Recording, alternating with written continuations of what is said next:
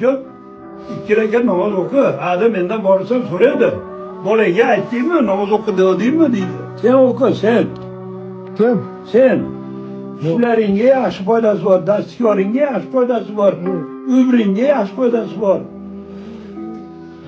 Ama o'rtamga har kun boradi. Kecha meni ko'rishdingmi bilan? Sen nima ishchimisan sen? Yo'l tushiryapsanmi? Toshlashyapsanmi? Sakın işim bu. Bir soat, yarim soatga to'xtatsang bo'ladi. Eram men kelganda ketaversan, to'g'rimi? Ha? O'tayapmiz turib, ko'zingni yuvib, betingni yuvib, nimasiga borsang, sen nari ketsang bo'laveradi. Ha? Aslında gene sonra iş getirdim vaktim oldu. Men kelganda ketadi. İşke. Mendan so'radi. Men bunga aytdingmi? Namoz o'qi dedingmi? deydi.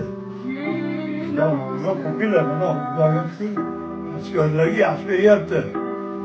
Endi mana shunga Allohga shukr keltirib borish kerak, o'qish kerak. O'zing uchun, joning uchun namoz.